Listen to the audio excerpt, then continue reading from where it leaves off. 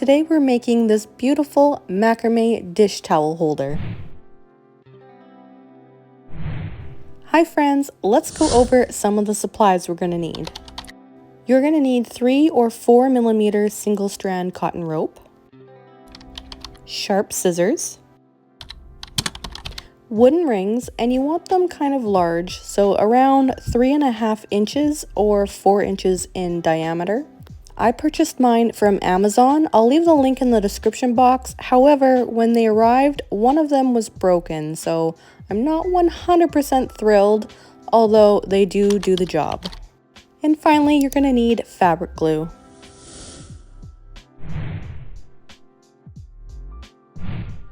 Alright, grab your first wooden ring and we're going to attach our cord onto it. My pattern calls for 6 strands of 60-inch lengths of single strand cotton rope. And to attach it, what we're going to do is fold it over. And then with the loop end, you want to place it through the center of your wooden ring, making sure that the loop is facing downwards. And then with your long tail ends, you want to thread that through the loop. Cinch up your slack, and this is called a lark's head knot. So you can go ahead and attach the remaining cords onto your wooden ring with a lark's head knot. Once you have all 6 cords onto your wooden ring, we're going to work with the first 4 strands. And what we're going to do is tie a square knot. So to tie a square knot, you want to use your leftmost cord and place it across the 2 centers. And then your rightmost cord goes over top of the tail, behind the 2 centers, and through the loop of your left. Cinch up the slack all the way up to the base of your lark's head knots. And then repeat the same thing but to the opposite side. So make a loop on your right this time. And then with your leftmost cord, it goes behind and through the loop of your right. Cinch up your slack, and that is how you tie a square knot. So now with the next 4 cords, we're going to tie another square knot. So just the same way as we tied the first one.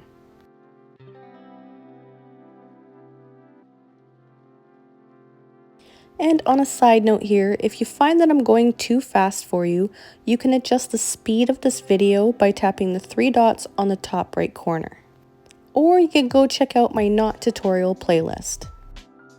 Alrighty, so with the last 4 sets of cords, we're going to tie our final square knot in this row.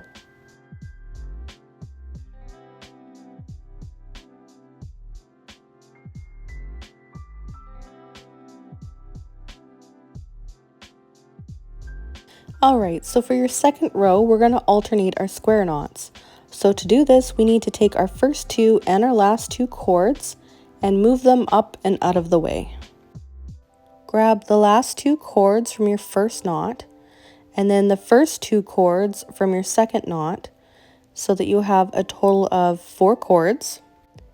And what we're going to do is we're going to join them together with another square knot. This is called an alternating square knot pattern, and what it does is it joins all your knots together, forming a lattice pattern. And it happens to be the most simple and easiest macrame pattern. Which means if you are brand new to macrame, this is the perfect beginner starter project. Alright, so continuing on with the next 4 cords, you want to tie another square knot. And remember, we're leaving out the first 2 and the last 2 cords on this row.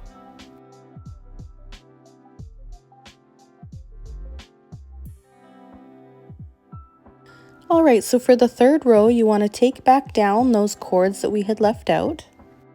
And what we're going to do is we're going to alternate our square knots again.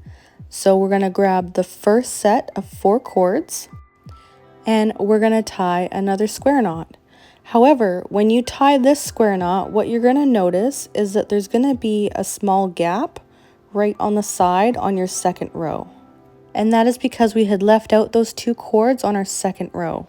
And that is good. That is what you want to see. That means you had properly alternated your square knots. So every other row, there's going to be a small gap on either side of your work. Alright, so I skipped ahead. We have 3 rows right now, but we need a total of 11 rows for this pattern. Repeat rows 1 and 2 and end with row 1, and that will bring you to a total of 11 rows.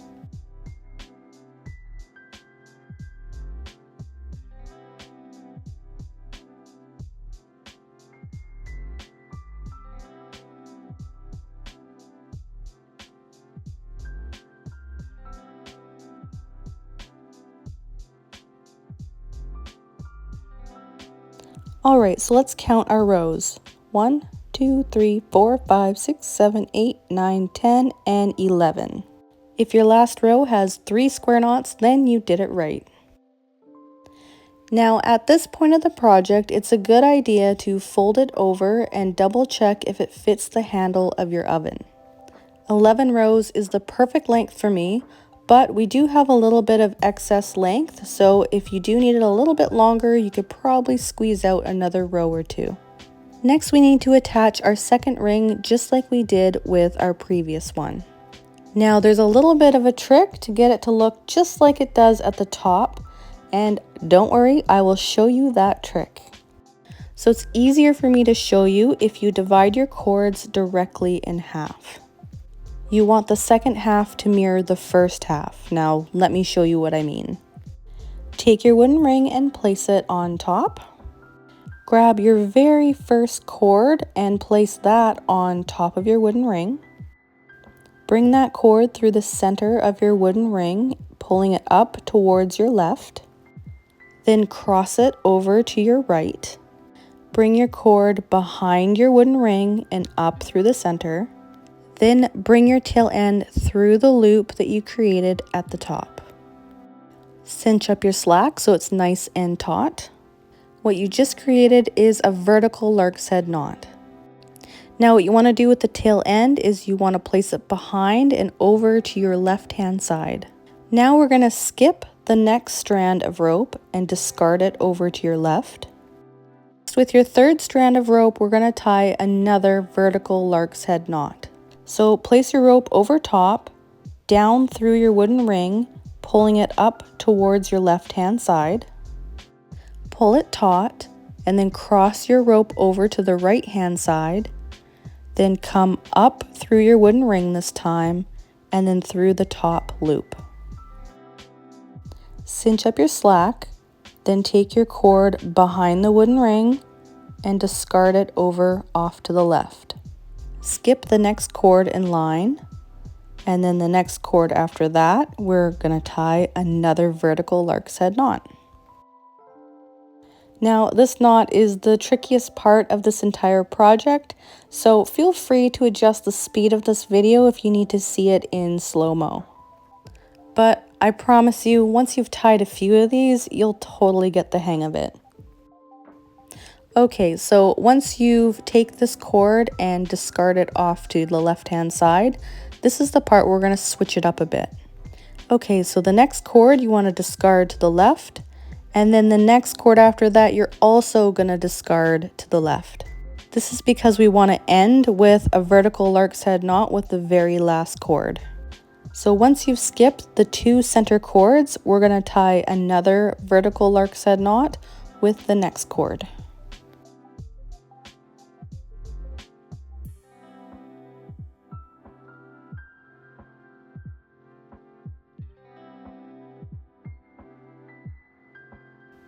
Skip the next cord, and then tie another vertical lark's head knot.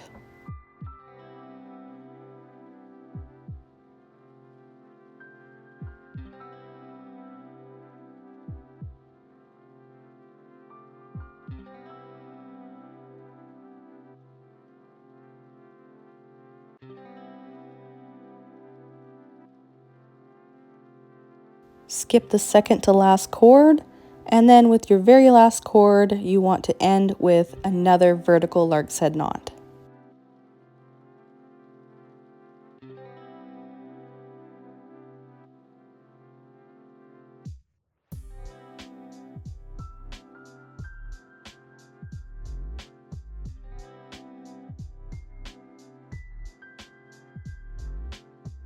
And voila, I bet you're glad that part's over. But we're not finished yet. Flip it over to the back side, and with the first 2 sets of cord, you're just gonna tie a regular overhand knot.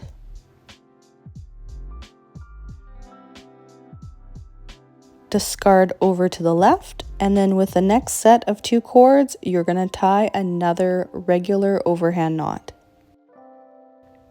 So we're gonna go ahead and tie overhand knots all the way across to the very end of this row. Once you've tied all your overhand knots all the way across the top, we're going to snip our cord, and you want to leave a small tiny little tail. And that small tiny little tail is important because we're going to use it to glue to the back of our work. So grab your fabric glue. I found mine at Walmart, but I'm sure you can find it on Amazon or somewhere else online as well. And what we're going to do is we're going to glue our little tail ends, and we're going to slick it, working with the direction that the rope wants to go in. And don't worry, this glue is white when it's wet, but when it dries, it's clear. Repeat to the rest of the strands and wait for it to dry. Now, I'm not gonna lie, I probably waited 5 minutes. I'm super impatient. But as you can see, it does dry clear, and it is mostly dry, so that dried fairly quickly. Now, if you like all things macrame in your kitchen like I do, then I think you'll also like one of my older tutorials of a macrame kitchen curtain. Click the link on the screen now, and I'll see you over there.